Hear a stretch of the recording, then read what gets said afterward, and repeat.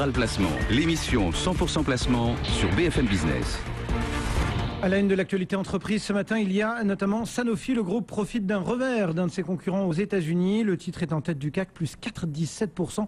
On est en ligne avec Thibaut François. Bonjour Thibaut. Bonjour. Cofondateur associé de Fastea Capital. C'est donc le concurrent de Sanofi, le danois Novo Nordisk, qui a essuyé un revers aux États-Unis. On est dans le domaine du traitement du diabète chez l'adulte. Peut-être d'abord une petite explication de texte, histoire de nous dire ce qu'il en est. Effectivement, Novo Nordisk, qui est le laboratoire danois, est un des gros concurrents de Sanofi sur le traitement du diabète. La FDA vient de refuser en l'état l'agrément, on va dire, sur les insulines du groupe, à savoir Tresiba et Risodeg. Alors c'est un petit peu technique, excusez-moi, mais en fait, qu'est-ce que ça veut dire? Ça veut dire que la FDA pense qu'il y a des risques cardiovasculaires sur ce traitement de Novo Nordisk, et donc ça veut dire que la mise sur le marché de ces insulines va prendre 2 ou 3 ans de plus. Donc effectivement, vu que Sanofi a déjà eu l'agrément pour son produit, c'est effectivement une très bonne nouvelle pour le groupe Sanofi. Ok, dans un contexte effectivement de falaise des brevets, ça laisse 2-3 ans au groupe pour se préparer, on va dire. Exactement, exactement. Et puis ça récompense aussi la qualité de la recherche et développement du groupe Sanofi. Ouais. On s'aperçoit que tous les produits ne sont pas homologués aux États-Unis ou en Europe. Ça a été le cas en Europe, c'est pas le cas aux États-Unis. Donc c'est vraiment un point fort aussi pour Sanofi et une reconnaissance pour sa recherche et développement. Donc ce matin, on a une hausse entre guillemets opportuniste. Oui, c'est ça. Disons que la semaine dernière, ils avaient annoncé une publication qui est un petit peu décevante, notamment sur 2013, où le groupe Sanofi attendait 0 à moins 5% de décroissance sur ses BPA, notamment à cause du diabète.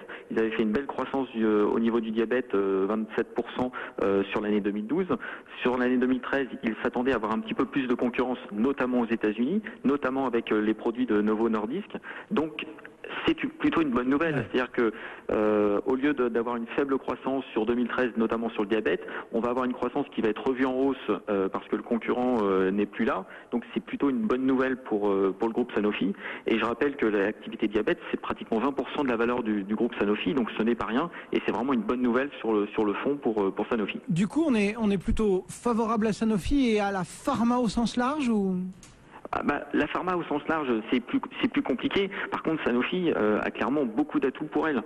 Il y a un risque générique qui est très faible avant 2019. Il a beaucoup pesé sur le titre depuis 3-4 ans. Donc là, c'est vrai que ça va beaucoup mieux sur le risque générique. 30% du chiffre d'affaires de Sanofi est fait dans les pays émergents. Donc ça, c'est plutôt une bonne nouvelle. Et on a aussi une présence très importante du groupe Sanofi sur les biotechnologies, notamment depuis le rachat de Genzym en 2011. C'est à peu près 50% du groupe, de la valeur du groupe qui est fait avec les biotechnologies. Tout ça rajouté avec une valorisation qui est extrêmement faible sur Sanofi, on est à autour de 10 fois les résultats. On a un rendement qui est au-dessus de 4% depuis quelques années et qui devrait se poursuivre dans les prochaines années. On a un gearing qui est proche de 0.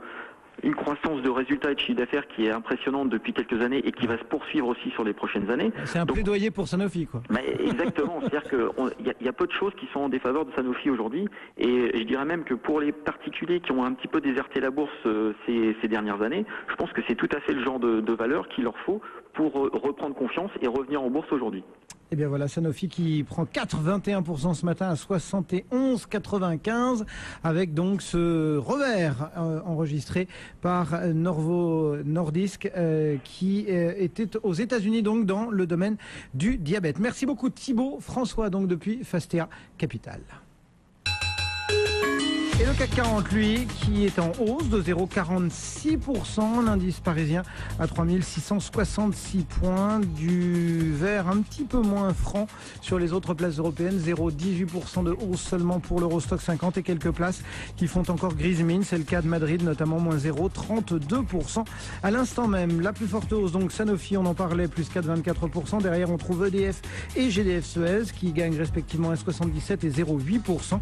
Ferme la marche PPR, moins 1,62, Renault moins 0,9 et Publicis moins 0,90. Et puis du côté des valeurs hors indice, on peut noter Eurofins Scientifique qui gagne 2,24%, tandis que Page Jaune laisse filer 2,27%. L'eurodoll est à 1,3385.